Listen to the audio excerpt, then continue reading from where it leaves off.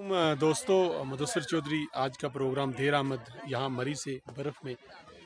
मैं आया तो यहाँ पे घूमने के लिए था। पिछले वीक की आपको पता भाई यहाँ पे मौजूद था, मगर रास्ते में चलते हुए चूँकि फेसबुक आप जब ड्राइव कोई और कर रहा हो, साथ में आप बैठे हो तो आप देखते हैं। तो आज जो खबर पड़ी, जो पोस्ट मेरे दोस्त हैं, मेरे फेसबुक फ्रेंड हैं कमर नकीब, उनने पोस्ट शेयर की थी सानिया साहिवाल की पहली बरसी के हवाले से।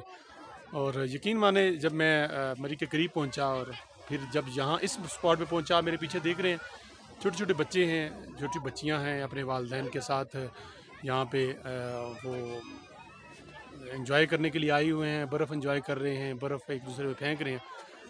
एक तरफ मैं इनको देख रहा था, दूसरी तरफ मेरे जहन में जब वो पोस्ट घूमी और सानिया साहिवाल के वो बच्चे याद आते हैं, और इस पे मैंने लिखा भी था और प्रोग्राम भी किए थे।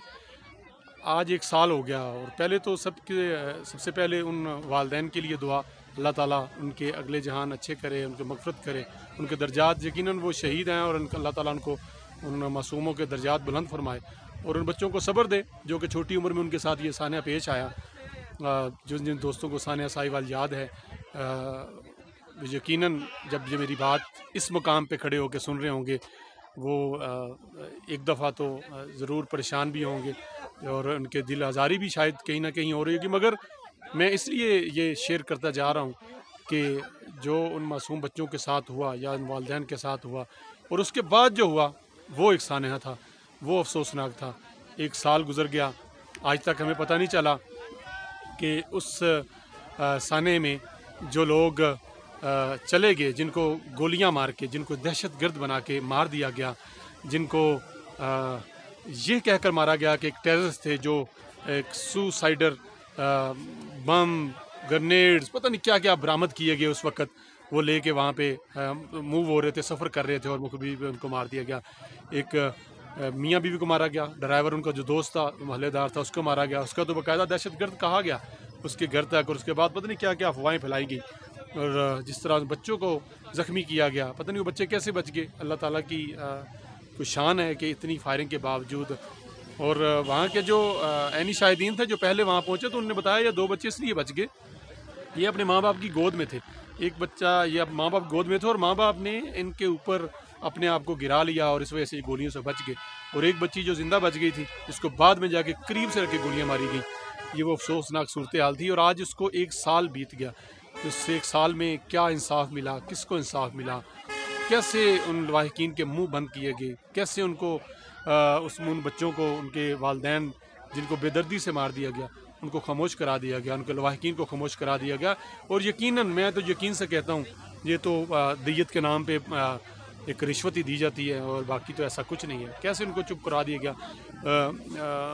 क्या वो लोग मरे नहीं थे? क्या उन लोगों के साथ जुल्म नहीं हुआ था? क्या वाकई जुल्म नहीं था? इसी तरह अगर हम चूँकि मैं जब भी प्रोग्राम करता हूँ, मौजूदा हुकूमत के जो एक्ट्स हैं उन पर बात करता हूँ, तो लोग मेरे कमेंट्स में आके नवाज़ शरीफ की बात करते हैं, नून लीग की बात करते हैं, जरदारी दौर की बात करते हैं। तो मैं इसी प्रोग्राम में बात करूँगा कि राव अनवार ने जो मर्डर्स किए, उसका क्या बना? कुछ नहीं बना। सानिया मॉडल टाउन देख लें, किसी ने तो उन लोगों को मारा था। अगर राना सनाउल्लाह एंड कंपनी ने नहीं मारा, शहबाज शरीफ एंड कंपनी ने नहीं मारा, तो किसी ने तो मारा था। कहाँ पे हैं वो लोग?